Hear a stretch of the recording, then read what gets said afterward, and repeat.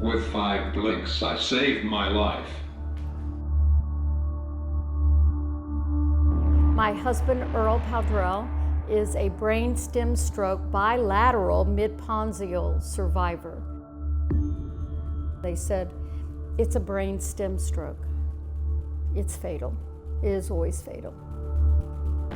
They said, well, you know, you need to deny care. It's the most humane thing to do. We'll make him comfortable. We'll deny food, but we'll be comfortable, and he will eventually drift away. Earle had already started to blink. He used every bit of energy he could just to blink, right? And so I knew he was in there. So we told the doctors no. The doctor was writing notes at the desk just outside of Earle's room. So he came into the room and he said, it's primal reflexes.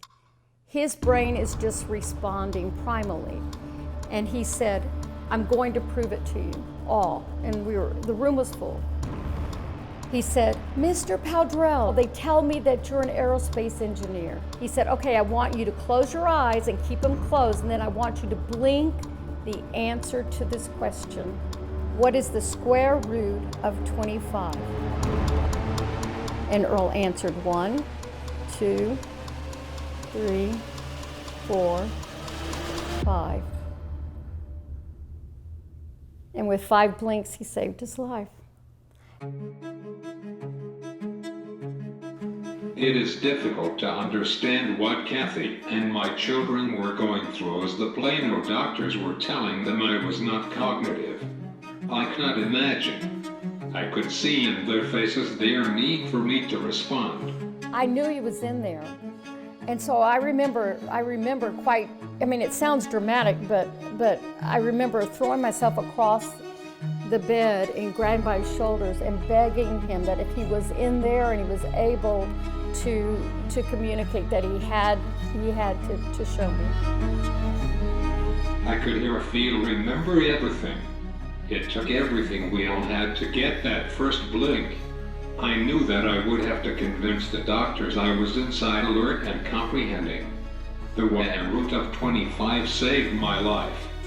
After the 5 blinks, my company Raytheon sent an C-130 aircraft to pick me up at Love Field and fly me to Houston Hobby.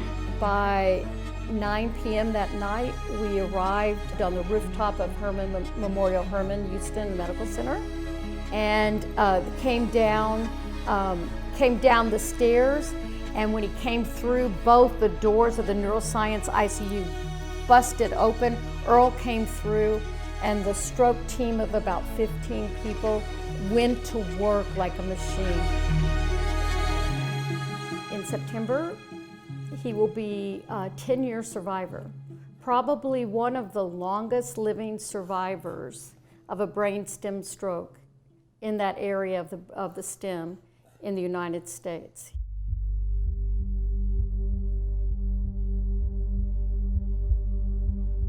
I was on top of the world when the stroke occurred. I had just moved into my company apartment. I felt energetic, ready to work in the Dallas area. On Monday, I went to work. This would be my last day before the stroke. I was all by myself. My best friend at work in Dallas was on vacation. It was the perfect storm. Earle had been working on a top secret military project, and because it was top secret military, he had to, when he checked in every morning, he had to leave his cell phone, his keys. So there were gaps of communications at times, but never surely longer than, I would say, 12 to 15 hours. And I got no response. That was on a Tuesday afternoon.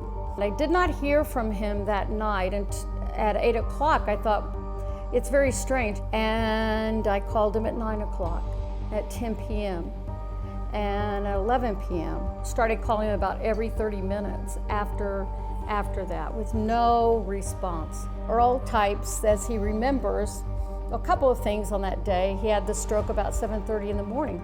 And the issue was that no one reported Earle missing.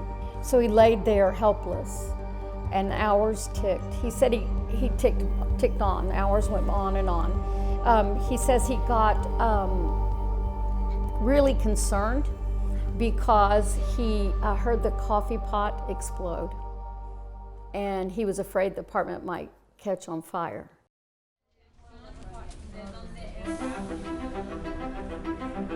So after 4 weeks in ICU, Dr. Andrew Barretto said, I believe you guys are right.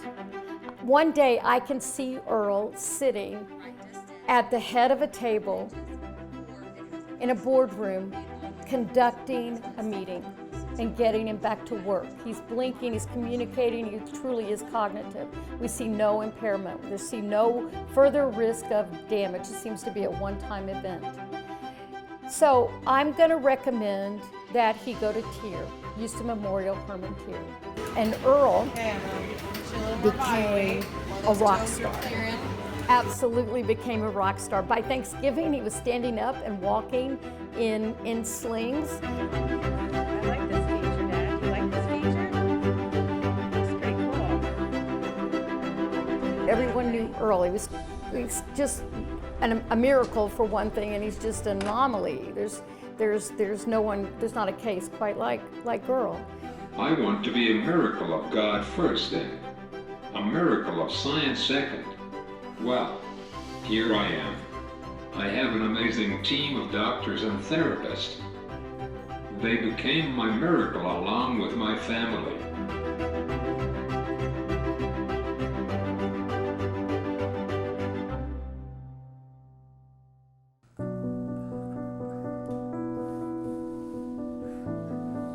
Kathy works hard at Friendswood High School.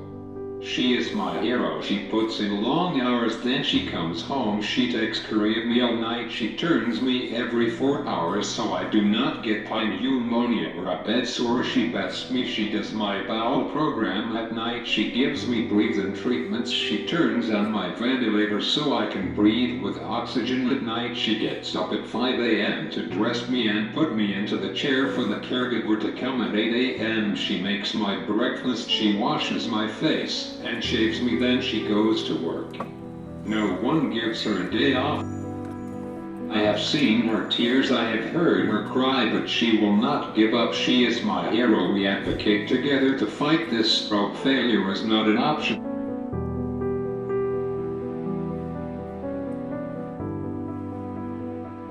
People ask for the last almost 40 years, how did an aerospace engineer and an actress find love and happiness? We met after a NASA contractor approached me asking if I had any interest in audition for a local production of Macbeth, so I auditioned and agreed to do the production.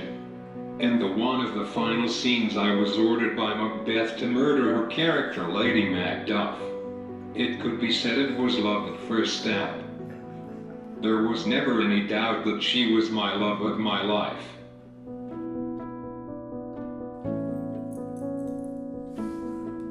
We all had a stroke. We all had a stroke. His brothers, my sisters, our children, our grandchildren, we all suffered a stroke. It changed our lives forever. So he decided he wanted to turn a corner in his life, to do advocacy. Thanks to Rafferty Laredo, who is from Houston United Spinal, Rafferty has given a voiceless man a voice. It is important to me to leave this world a better place. Complex rehab technology saved my life and gives me a quality of life. I want to help others who do not know how to navigate the system. And we decided that we needed to be the face of an American family who is going to persevere and recover and make the world a better place.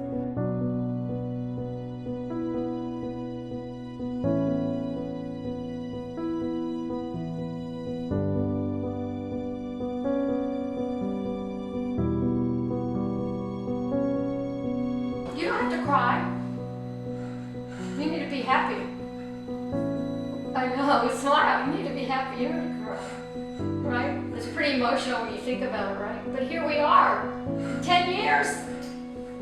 10. Woohoo! Right? How can that be?